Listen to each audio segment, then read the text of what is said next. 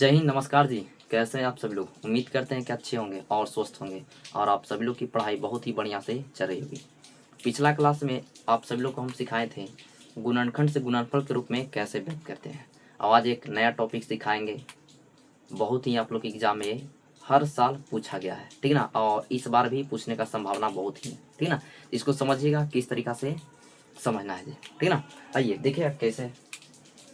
चलिए आप लोग के सबसे पहला एक क्वेश्चन देते हैं, ठीक ना, उसको बढ़िया से गौर से समझिएगा। एक क्वेश्चन आप लोग के रहा का 18 रहा और एक रहा जाके 24 रहा, ठीक।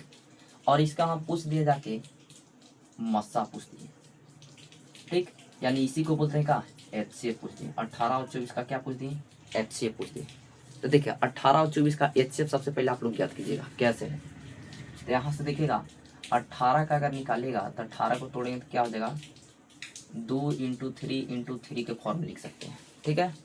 दूसरा 24 को अगर लिखिएगा तो 24 को कैसे लिख सकते हैं, तो 2 हो जाएगा, फिर हो जाएगा क्या 3 हो जाएगा, और फिर हो जाएगा का 2 हो जाएगा, और फिर 2 हो जाएगा, फिर 2। इस तरीके से यानी 2 दूनी 4, 4 × 12, 12 दूनी 24। यानी इसको हम सरिया के लिख सकते हैं 2 × 2 × 3। कैसे 2 दूनी 4 और 4 दूनी 8 और 8 3 24 लिख सकते हैं। अब इसका सबसे पहला हम आप लोग को क्या बोले हैं कि HCF ज्ञात कीजिए। तो देखिएगा HCF अगर इसका ज्ञात करते हैं तो HCF हम लोग को क्या प्राप्त होता है। तो देखिए हम HCF में बताए थे कि आप लोग के कि जो दोनों में संख्या शामिल हो वही हम लोग के क्या कहलाता है, HCF कहलाता है, ठीक है ना। तो देखे HCF क्या होगा, देखो तो 2 यहाँ पे भी है और 2 यहाँ पे भी है, तो एक बार 2 लिख देंगे। या इसमें देखना एक बार 3 यहाँ पे भी है, एक बार 3 यहाँ पे भी है, तो 3 भी लिख देंगे। और देखो तो 3 एक बार है लेकिन और है 3 एक बार नहीं। यानी कहने का मतलब क्या हुआ कि जोड़ा में संख्या मिलना चाहिए, जे ऊपर में वही संख्या नीचे में मिलना चाहिए, तब हम उसको लिख सकते हैं, अन्यथा नहीं लिख सकते हैं। तो देखिएगा 2 मिला एक एक बार तो 2 का जोड़ा मिला तो 2 के साथ लिख दिए, 3 का मिला तो 3 के साथ लिख दिए। अभी दोनों का गुना कीजिए, कितना हो जाएगा, 2 3 6 आ जाएगा। तो इसका HCF निकाले तो हम लोग को कितना प्राप्त हुआ, 6 प्राप्त हुआ, ठीक है। अब इसका एक और चीज़ आप लोग याद कीजिएगा, LCM भी इसका याद कीजिए, LCM, ठीक। तो LCM याद करेंगे तो कैसे हो जाएगा, तो जो ज़्यादा बार संख्या आया है उसी को लिखना। तो सबसे पहले काउंटिंग करना कि कौन कौन सा संख्या है, तो एक 2 है और एक कौन है 3 है। तो इसमें से देखना है कि सबसे ज़्यादा बार कौन आया है, तो सबसे ज़्यादा बार कौन आया है, 2 आया है। तो 2 को लिखेंगे किस में आया है, तो 1 2 3 24 में आया है, तो 24 में लिखेंगे 1 2 3 वाला है। अब खत्म हो गया, इसमें से 2 के कोई काम नहीं रहा। अब देखिएगा फिर देखना है 3, तो 3 देखो तो किस में सबसे ज़्यादा बार आया है, तो 18 में आया है, तो 18 बार में से लिख देंगे 3 × 3 के फॉर्म में। अब सबको गुना कीजिएगा, 3 3 9, 9 दूनी 18, 18 दूनी 36 और 36 दूनी 72। यानी इसका एलसीएम निकाले तो हम लोग को कितना प्राप्त हुआ, 72 प्राप्त हुआ। अब यहाँ यहीं से आप लोग कॉन्सेप्ट को बढ़िया से समझिएगा। अब इसको हम मान लेते हैं बबुआ पहली संख्या, ठीक, और इसको मान लेते हैं हम दूसरी संख्या, ठीक ना। इसको मान लिए क्या पहली संख्या, इसको क्या मान लिए दूसरी संख्या। और हम लोग के यहाँ पता है HCF कितना आया है 6 और LCM कितना आया है 72 आया है। अब देखिए तो हम HCF और LCM का गुना करते हैं, तो HCF का वैल्यू कितना है 6 है और LCM का वैल्यू कितना है 72 है, ठीक। अब HCF में LCM से देखते हैं गुना करा के कितना आंसर हम लोग के आता है। तो देखिए 6 दूनी कितना हो जाएगा 12, 6 सत्ते 42, 42 और 1 जोड़ेंगे हाथ से कितना हो जाएगा 43। यानी HCF और LCM में अगर गुना करवाते हैं तो हम लोग को क्या प्राप्त होता है 43 प्राप्त होता है। एक और समझिएगा, ये तो हम LCM और HCF का गुना कराए तब ना हम लोग को 432 प्राप्त हुआ। अब इसको गुना भी करवाइए, पहली संख्या को और दूसरी संख्या को भी क्या करवाना है, गुना कीजिए। तब पहली संख्या गुना दूसरी संख्या, ठीक। और पहली संख्या को हम A से लिखेंगे और दूसरी संख्या को B से लिखेंगे, समझिएगा, ठीक ना। ये इंडिकेट किए हैं, ठीक ना। अब देखिए पहली संख्या कितना है 18 है और दूसरी संख्या कितना है 24 है, तो कितना लिख दिए 24 लिख दिए। अब देखिए 18 और 24 का क्या करवा दीजिए, गुना करवा दीजिए। तो देखिए 18 और 24 गुना कीजिए, 8 चौका 32 हो जाएगा, हाथ में कितना बचा 3। अब देखिए 4 एकम 4 और 8 दूनी 16, तो 16 और 4 कितना हो जाएगा 20, और 20 में 3 जोड़ेंगे तो 23 हो जाएगा, ठीक। हाथ में कितना बचा 2, तो 2 में 1 से गुना करेंगे तो 2 हो जाएगा, और 2 और जोड़ देंगे तो 2 और 2 4, यानी इसका भी हम गुना कराएं तो हम लोग को कितना आंसर प्राप्त होता है 432 ही प्राप्त होता है। अब यहाँ से आप लोग कॉन्सेप्ट समझिएगा, कॉन्सेप्ट है क्या।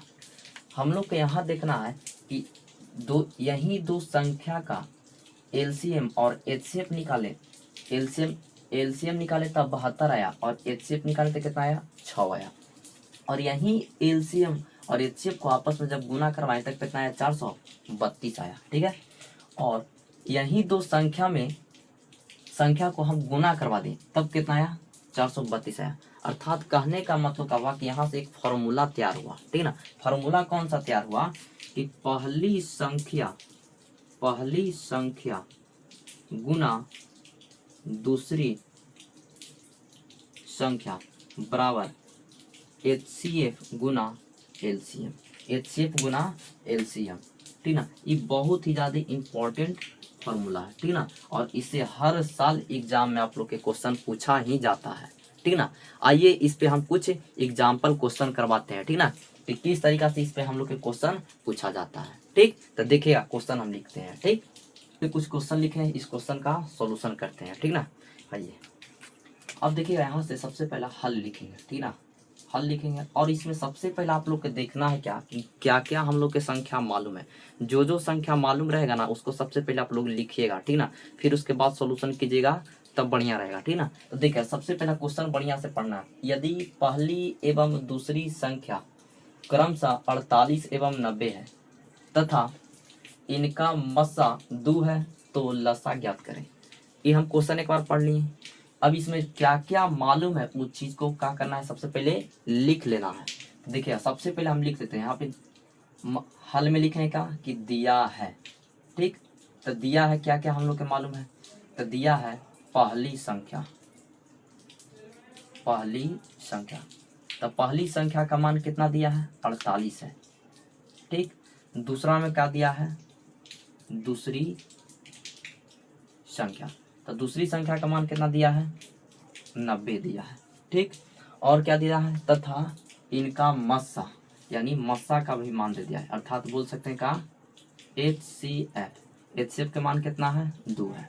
अब हम लोग को ज्ञात करना है क्या लस्सा का मान ज्ञात करना है, यानी लस्सा बराबर यानी एलसीएम बराबर वाट। ठीक, अब देखिए हम लोग जानते हैं